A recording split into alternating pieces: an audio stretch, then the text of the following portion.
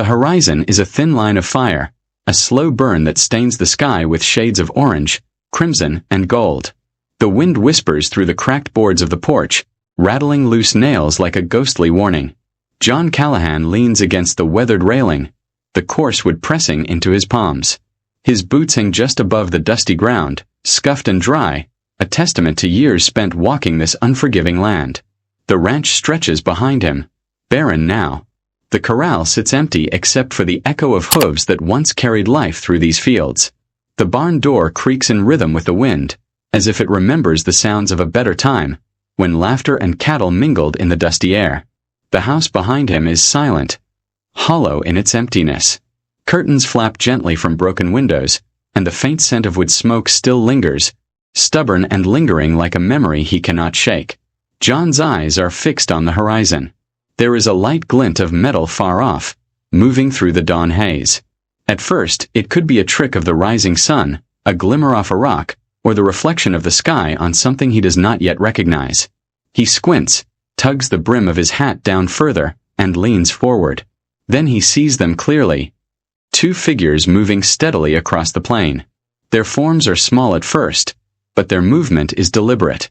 They ride toward him on horseback, the horses' hooves kicking up tiny storms of dust that curl and twist with the wind. The silhouettes are familiar, yet different. Strangers cloaked in the colors of their land. Their posture is proud, upright, controlled, even under exhaustion. And behind them, in the widening cloud of dust, comes a line that stretches farther than the eye can track. John's heart stutters. Two women, riding with his last horse. And beyond them, far on the horizon, hundreds of mounted figures emerge from the rising sun's glare. The dust they kick up is a moving wall, a living cloud that stretches across the plains. Each rider is disciplined, deliberate, armored with the weight of history and tradition. John counts at first. 10, 20, 50. But the numbers keep multiplying in his mind. 200 warriors, a tide of humanity riding silently toward him. He leans further on the railing, one hand gripping the splintered wood, the other resting near his rifle that hangs useless in its leather strap. He doesn't reach for it. He can't. There is a tension in the air, thick and suffocating, the kind that presses against the chest and squeezes the lungs. The sound of hooves thunders faintly through the wind, distant but growing, a heartbeat that syncs with his own. The sisters come closer. The younger one, small and wiry, guides the horse with a careful hand, whispering low words he cannot hear from this distance. The older one rides with her head high, scanning the horizon as if she carries the weight of the land itself in her gaze. Their presence is both fragile and commanding, a paradox that tugs at some deep, unspoken part of him. The horse they lead is familiar. His last horse. A chestnut stallion with a white blaze down his face, eyes dark and intelligent. John can almost hear the animal's steady breathing over the wind, the subtle shift of its weight, the way its ears flick at the slightest sound. The horse pauses now and then, nudging the sisters forward, trusting them with a loyalty that had once been his alone. Dust swirls around the sisters' legs, catching in the morning light, forming halos that rise and dissipate with every motion. The wind carries the scent of dry grass, earth baked by the sun, and the faint tang of sweat. John inhales, letting it fill his lungs, letting it remind him that he is alive in this moment, standing on the threshold of something he cannot yet name. The warriors behind the sisters are a force of silence. They ride as one, a single shadowed wave against the brightening sky. Weapons hang at their sides, not threatening, but present. Each rider sits straight, the posture of trained warriors, the cadence of their hooves a drumbeat against the vastness of the plain. John counts them again, 200, though the dust makes it impossible to know for certain. The exact number does not matter. The weight of it does. The enormity of it presses against him like a stone on his chest. For a moment everything stops. The wind holds its breath. The sun hangs frozen on the edge of the horizon. Time itself seems to pause, as if the world knows that what is happening here is more than just a meeting of people. It is a collision of choices, of honor, of lives intertwined across generations. John straightens, tilts his hat back, and lets the sun burn his eyes. The sisters draw closer now, their pace steady, purposeful. The horse's mane glints like molten gold in the first rays of dawn. Every step they take feels deliberate, sacred, heavy with meaning he cannot yet understand. The dust clears slightly, revealing the faces of the sisters. The older one's eyes meet his, unwavering and calm, carrying a message he cannot read but feels in the marrow of his bones. The younger one looks down at the horse, then up at him, a flicker of fear and trust mixing in her gaze. And John knows. He knows that this is the moment the land will remember. He gave his last horse. At sunrise, they returned with an army. The wind picks up again, rustling the boards of the porch and tugging at his coat. The plain stretches endlessly before him, glowing under the first full light of the sun. The horse's hooves strike the earth in rhythm with the warriors behind it. And John Callahan, weathered and scarred, stands alone, waiting, the weight of his choice pressing against him like the dawn itself. Time moves forward. The sisters come closer. The army follows. The horizon is alive with movement and meaning. And the first chapter of this dawn has only just begun. The sun has fallen behind the distant mesas, leaving the ranch bathed in the cool indigo of early night. Shadows stretch long and thin across the dry earth, swallowing the corral and the barn in deep blue darkness. John Callahan sits on the porch, feet resting on the rough boards, and watches the empty horizon. The wind is sharper now, carrying the scent of dust, sagebrush, and the faint tang of iron from the old fences. From the corner of his eye, he sees movement, faint at first, barely a ripple across the desert floor. He squints, tilts his hat low, and leans forward. Two figures stagger across the plains, their steps uneven, their forms slumped with exhaustion. He rises slowly, one hand brushing the railing, the other inching toward the rifle at his side. Instincts honed by decades of survival tighten in his chest. They are women. Their clothing is torn, patched, and dusty, but there is a dignity in the way they carry themselves. Each step they take is heavy, dragging across the earth with a fatigue that speaks of days without rest, nights without food. The younger one limps slightly, her foot dragging in the dirt. The older sister moves with a steadier gait, but even she sways under the weight of what they have endured. John's fingers hover near the rifle. Every nerve in his body tenses. He has faced desperate people before, sometimes with violent intent, sometimes with sorrow. He has learned to act before words can betray him.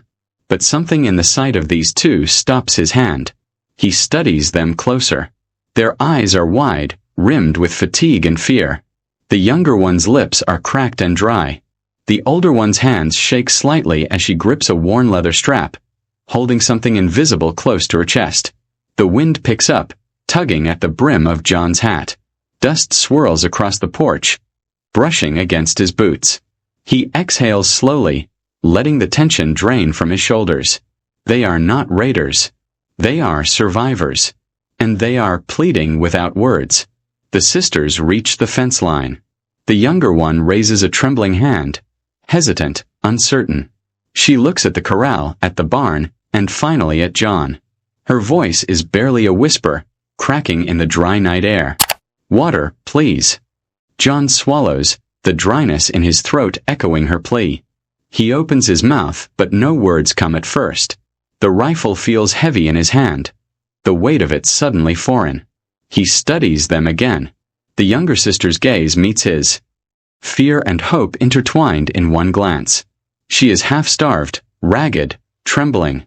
The older sister stands a step behind, scanning the horizon as if expecting threats to erupt from the darkness. Another pause. John lets the wind fill the silence. He remembers his own nights, spent alone in the desert, starving and afraid, waiting for something. Anyone, to break the monotony of despair. He feels a hollow ache in his chest, a weight that presses deeper than any hunger or thirst. The sisters speak again, voices barely audible over the sighing wind. "We need a horse. Only one. We can't make it back without it." John's eyes drift toward the corral. His last horse, a chestnut stallion with a blaze down its face, paces nervously inside. Its muscles ripple under the pale moonlight. This horse is more than an animal. It is his lifeline. It is his freedom, his work, his one companion in a land that has taken everything else. Without it, he is stranded, vulnerable, alone. He clenches his jaw, letting the silence stretch, weighing the choice that has been placed on him. Every instinct screams to protect what little he has left. Every thought warns him that giving the horse away is a gamble he cannot afford. Yet the faces of the sisters pierce through that self-preservation. They are human, and in their desperation, he sees something familiar. The same hunger, the same need for survival, the same fragile hope he once carried. The younger sister steps closer, the dust of the plains clinging to her tattered clothing. Her voice breaks again. Without it, we die. Time seems to stretch. The wind slows, holding its breath. John looks at the horse, then at the sisters, then at the vast, unyielding desert beyond. The night is silent except for the faint rustle of the sagebrush. A coyote howls somewhere in the distance, answering the call of the darkness. John straightens slowly, takes a deep breath, and lets his decision settle in his bones. His hand falls away from the rifle, resting instead on the railing. He speaks, voice low, steady, carrying the weight of choice and consequence. Then take it. The younger sister's eyes widen, relief flickering across her face. She steps toward the horse, trembling hands brushing the mane. The older sister steps closer to her, guiding her gently, their movements synchronized with the rhythm of survival. The horse shifts slightly, sensing the change, and lowers its head as if understanding that its path now belongs to others. John watches them carefully, still unsure of what he has unleashed. He sees the gratitude in their eyes, the silent promise that they will honor the gift. Yet there is a tension that remains. He has given away his last chance at freedom, his final tether to a life he has fought so hard to maintain. The night feels heavier now, loaded with anticipation, the kind that comes before storms or great changes. The sisters mount the horse carefully, their weight balanced as if every motion has been rehearsed 1,000 times before. The younger one clings tightly to the reins, the older one guiding them both with a steady hand. Dust swirls around them, catching the moonlight, turning their passage into something ethereal, almost otherworldly. John stands on the porch, silent, feeling the emptiness settle back into his bones. He knows the risks. He knows the vulnerability he has invited into his life. Yet he feels something else too, something rare and unspoken. A sense of purpose, of honor, of doing what is right even when it costs everything. The sisters ride away into the night, the horse's hooves kicking up tiny storms of dust that vanish into the dark horizon. John watches them go, the wind tugging at his coat, the moonlight glinting off the corral rails. His last horse is gone. And with it, his solitude has been replaced by a burden and a hope that neither he nor the land can fully comprehend. The night air settles around the ranch like a heavy, dark blanket, carrying with it the faint chill of approaching dawn. The stars spill across the sky, sharp and unyielding, glittering over the endless plains. A fire burns low in the small pit near the barn, the flames flickering against the faces of those gathered around it. Shadows dance across the rough boards of the porch and the weathered beams of the barn, stretching and twisting like restless spirits. The two sisters sit close to the fire, the horse tethered nearby, its chest rising and falling with steady breaths. The younger one, Nita, crouches low, arms wrapped around her knees, eyes wide and glimmering in the flickering light. Ayoka, the older sister, sits slightly behind her, back straight, scanning the horizon now and then as if expecting threats to erupt from the darkness. The firelight catches the lines of her face, the subtle strength in her jaw, the quiet authority in her gaze. John Callahan sits across from them, his boots resting in the dirt, hands wrapped loosely around his hat. The rifle lies forgotten at his side. He watches the sisters silently, letting the crackle of the fire fill the space between them. There is a weight here, a gravity that presses in with the night. He feels it in his bones, a tension that is neither fear nor relief but something heavier, more profound. For a long moment, none of them speaks. The only sounds are the low crackling of the fire, the occasional snort of the horse, and the distant rustle of the wind through the sagebrush. John studies the sisters. He sees the faint stains of dirt and blood on their clothes, the raw edges of exhaustion etched into their skin, and he senses the journey they have endured. It is a journey he has known in some measure. The hunger, the cold, the endless nights of uncertainty. Finally, Ayoka breaks the silence. Her voice is soft, but it carries a weight that makes John sit a little straighter, leaning forward unconsciously. "We do not come here for conflict," she says. Her eyes meet his in the firelight, steady and unwavering. "We come with word. A message for our people, for the elders. Peace, a chance to be heard." John listens quietly, saying nothing. The firelight plays across his face, highlighting the lines of age and experience. He feels the weight of her words settling over him, pressing into the hollows of his chest. This is not a simple plea for mercy. This is more profound. This is responsibility, duty, honor carried across the plains in the bodies of two young women. Nita shifts closer to her sister, her voice small, hesitant. We are daughters of Dakota," she whispers. "Our father. He leads our people.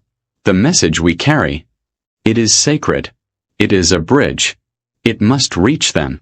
John nods slightly, though he does not speak. His eyes trace the outline of the horse, the soft steam rising from its flanks, the way it shifts its weight nervously on the dry earth. The horse had been his companion for years, his lifeline, and now it is theirs. He feels the significance, the trust placed upon him and the trust placed upon the sisters. A bond, fragile yet profound, has formed in the space of a single night. Ayoka leans forward, the firelight catching the glint in her dark eyes. She lowers her voice, almost a whisper, yet sharp with certainty. "A gift given in hunger," she says, tilting her head slightly, "is never forgotten. You have given more than a horse tonight, stranger. You have given hope where there was none." The words hang in the air. John exhales slowly, letting the tension drain from his shoulders. He feels an unfamiliar warmth, not of the fire but of recognition, respect, and understanding. These young women who have traveled through hardship and danger are measuring him not by his possessions or his weapons, but by the choices he makes when faced with moral weight. He feels the gravity of his decision, the silent acknowledgement that he has acted in accordance with something greater than survival alone. The fire crackles, sending sparks dancing into the night sky. John shifts his weight, the rough boards of the porch creaking beneath him. He studies Ayoka's face again, noting the quiet fire that burns in her eyes, the strength beneath the calm. She carries not just herself but the burden of her people, their hopes and fears entwined with every motion, every glance. He sees the same resolve mirrored in Nita, fragile yet unbroken, a reflection of the resilience that has carried them this far. There is a moment of stillness. The three of them sit in the glow of the fire, the night stretching wide around them. For the first time in years, John feels a clarity, a sense of purpose beyond the immediate, beyond the horizon that has always seemed to stretch too far and hold too much loneliness. The sisters' presence, their mission, their courage, has formed a bridge between worlds he had never thought to connect. Ayoka rises slightly, brushing a strand of hair from her face, and her gaze sweeps the horizon once more. "The land remembers," she says softly. "It remembers those who act with honor. Your choice tonight, it will echo." John nods again, silent, letting the words sink in.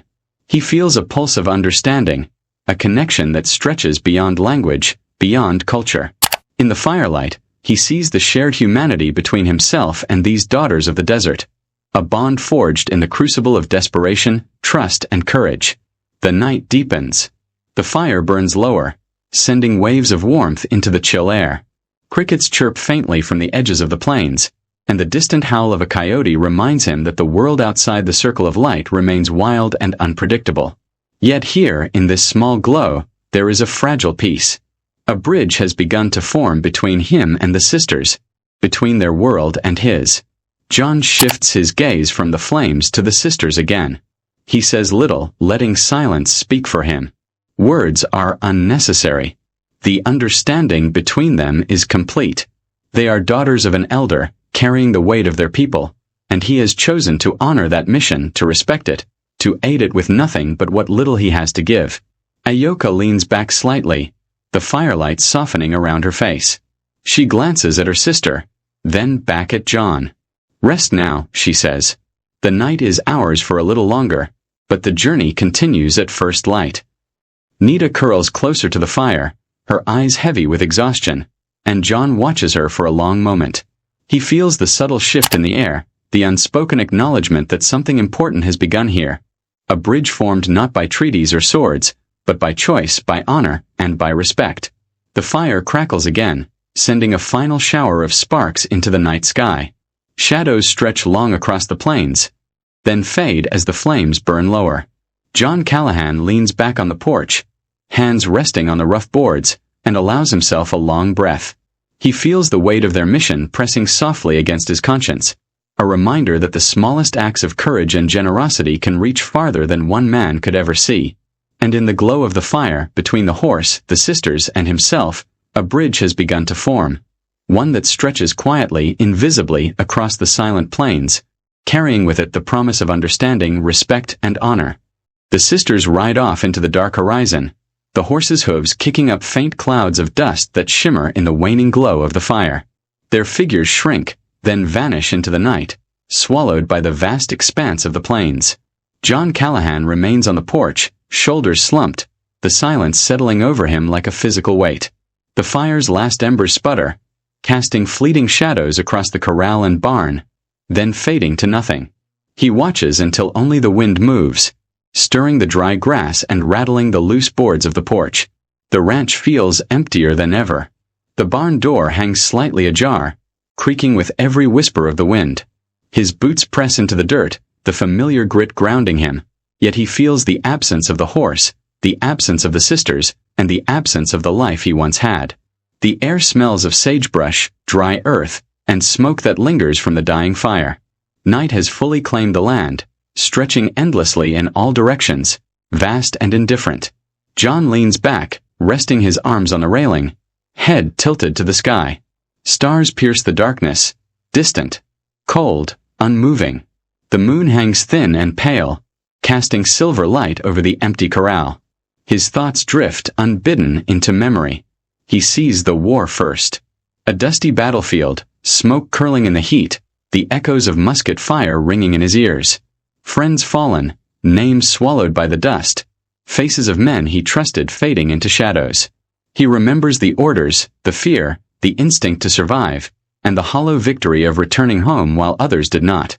The memories press against him, tight and suffocating, like a leather strap around his chest. Then he remembers family lost.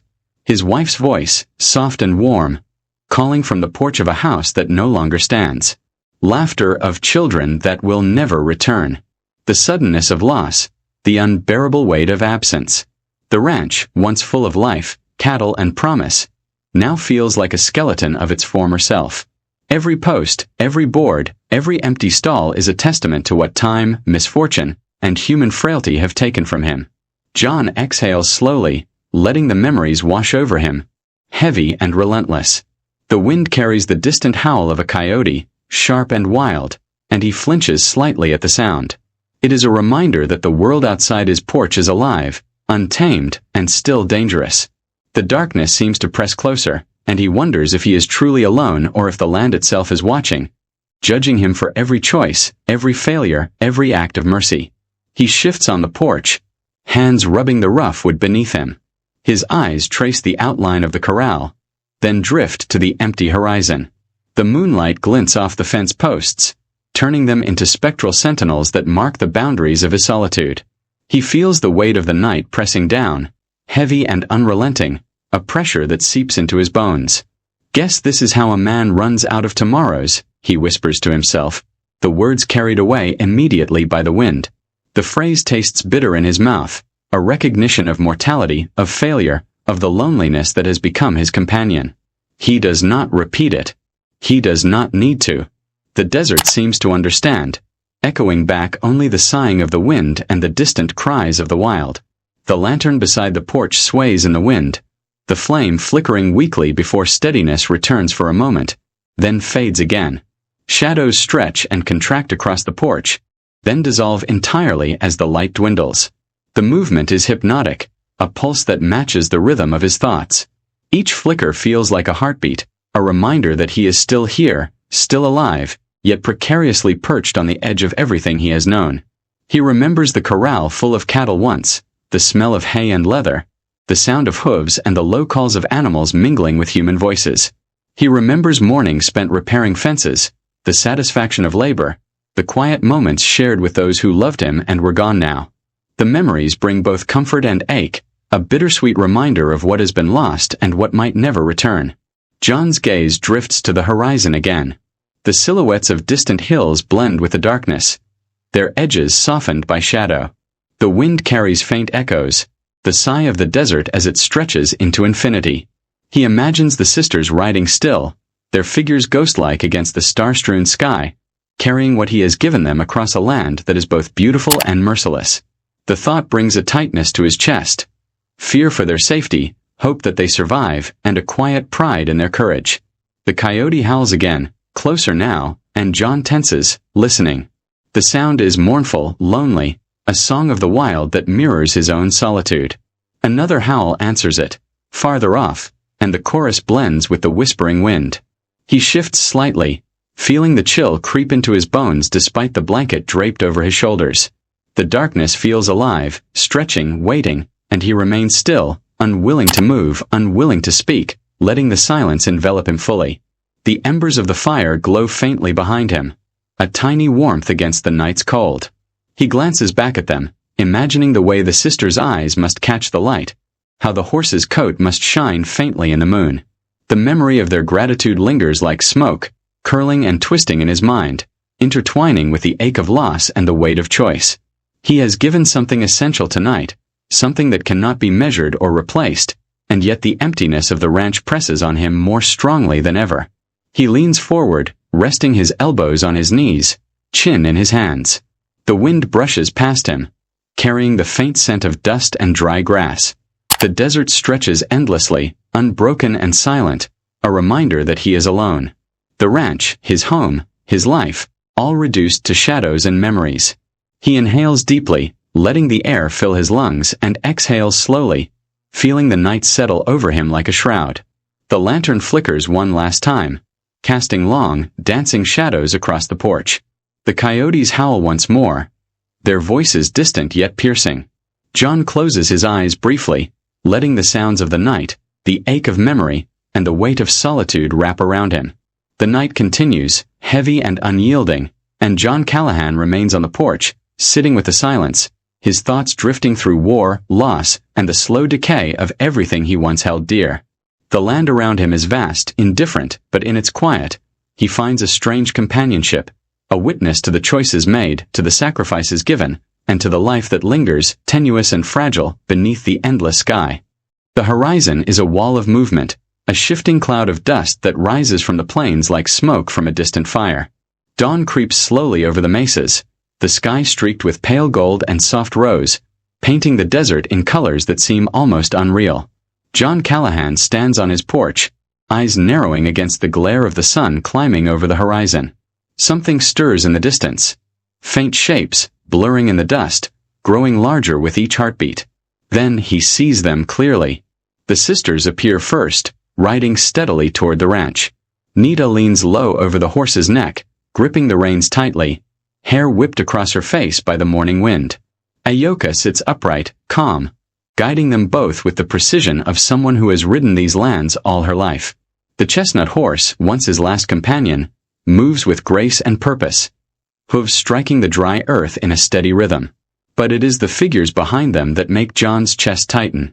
The dust swirls, forming a rising wall that stretches across the horizon, shifting and writhing like a living entity. 200 warriors emerge, mounted, disciplined, moving as one. The sun glints off their weapons and ornaments, their silhouettes sharp and commanding. The plain seems to tremble beneath the weight of their presence, and John feels his hands tighten involuntarily on the railing. The sisters guide the horse to the center of the corral, slowing its pace, then halting it gently. The animal snorts and stamps, sensing the tension in the air. John steps forward instinctively, hand moving toward his rifle. The weapon feels heavy in his grip, the cold metal grounding him, yet the moment stretches, suspended like the first breath before a storm. The warriors spread out behind the sisters, forming a rough semicircle. The dust settles gradually, revealing the full magnitude of their numbers. Faces, weapons, and armor glint faintly in the morning light. Their expressions are unreadable, eyes sharp, posture rigid. They are a living wall of history and tradition, a force that has traversed the plains with precision and purpose. The sheer presence of them presses against John's chest, heavy and immovable. For a long moment, he stands frozen, gripping the rifle, knuckles white. The instinct to raise it, to prepare for conflict, battles against something deeper, older, wiser within him. Slowly, almost imperceptibly, he lowers the weapon, letting it hang loose at his side. The choice is not out of weakness, it is deliberate.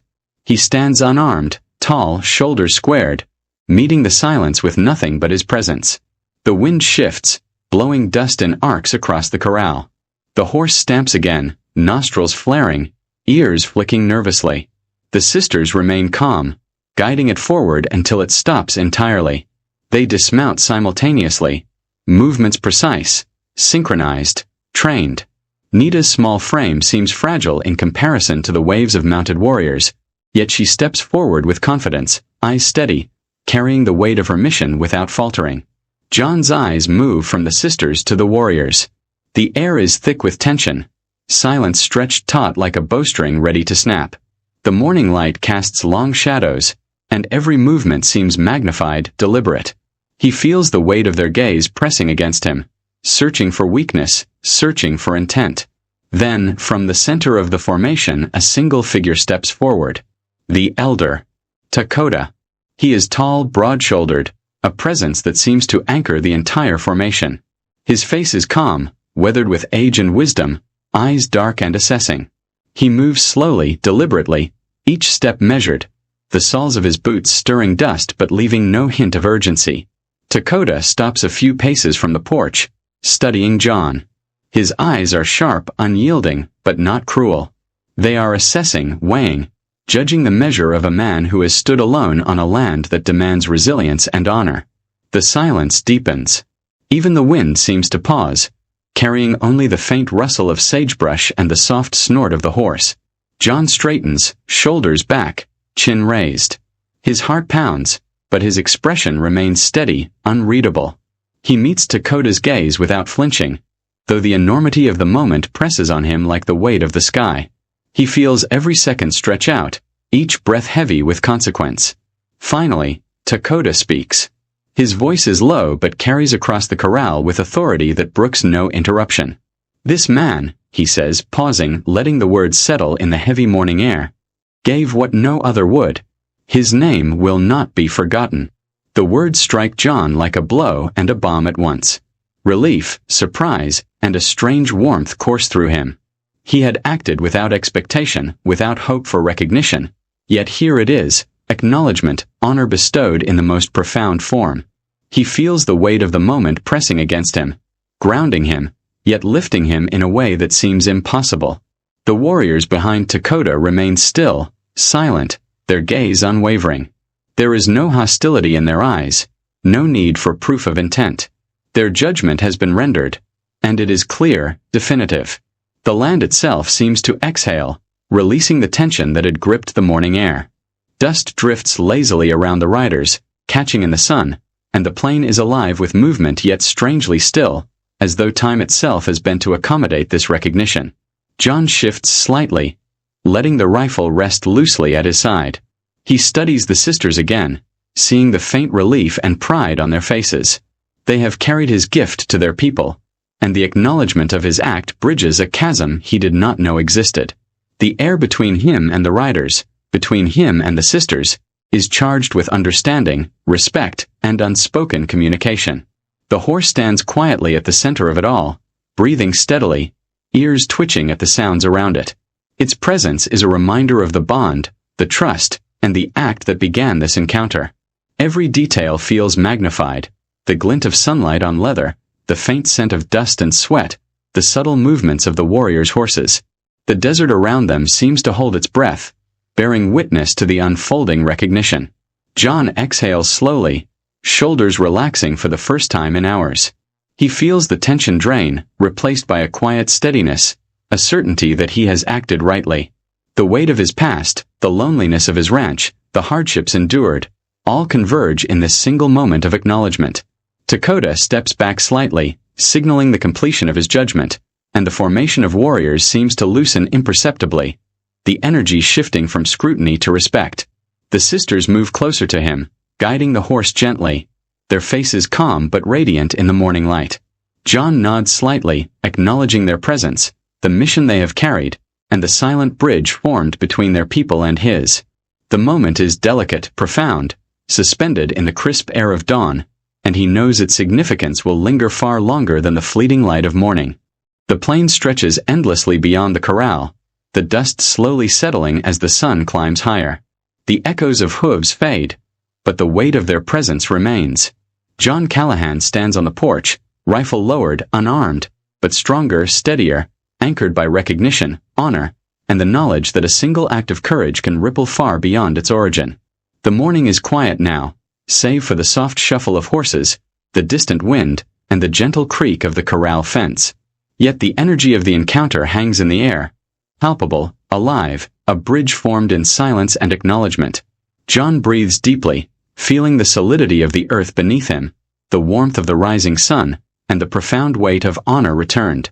The dust hangs heavy in the morning air, swirling around the boots and hooves of the warriors. John Callahan stands tall on the porch, chest rising and falling with steady breaths, eyes fixed on the figures before him. The air hums with tension, then, slowly, a subtle shift. The warriors begin to lower their weapons. Blades, spears, and bows descend, held loosely but with deliberate respect. A hush settles over the plain. Even the wind seems to pause, carrying the faint scent of dry grass, sweat, and leather. The horses shift beneath their riders, restless yet obedient, as if sensing the significance of the moment. From the circle of warriors, the elder steps forward, moving with quiet authority. His eyes are sharp, scanning John's weathered face, taking in the weight of the man's choices, the courage it took to stand unarmed, and the honor in his gesture. In his hands, he carries a small token, a simple yet profound symbol, a necklace of bone and turquoise, woven with care, representing respect, memory, and the enduring ties of trust. John's fingers twitch slightly as the elder extends it toward him. He takes it with a slow, deliberate motion, feeling the weight of its meaning. Not just a gift, but a bridge between two worlds. The sisters step forward, their expressions softened, eyes bright with gratitude and understanding. Ayoka's hand brushes against her sister's, a silent acknowledgement of the courage that brought them here. The younger sister, Nita, looks up at John, a faint smile tracing her lips. The relief and hope in her gaze are mirrored in her older sister, and in that moment, the words unspoken between them carry more weight than any speech could. The warriors shift again, and one by one, they turn their mounts, hooves stirring small clouds of dust that shimmer in the morning light. They ride away in formation, their silhouettes receding against the glowing horizon. The sound of hooves fades, leaving only the gentle whisper of the wind across the plain. John remains on the porch, shoulders squared, standing tall even as the dust settles. He looks at the horizon where the warriors disappeared, the token resting lightly in his hand, a tangible memory of courage, honor, and connection. For a long moment, the land is silent, filled with the echo of choices made and respect earned. The desert holds its breath, as if remembering the man who stood alone yet gave everything without hesitation. And John knows, deep in his chest, that this act, this single gesture of honor, will not be forgotten. He gave his last horse. In return, they gave him something greater, honor, and a place in their story. As the dust settles and the sun rises over the plains, one man's choice echoes through time. What would you have done if you were in John Callahan's boots? Share your thoughts in the comments below. We'd love to hear your take on honor, sacrifice, and courage. If this story moved you, don't forget to like, subscribe, and share it with someone who loves tales of bravery and heart. Every click helps keep these stories alive.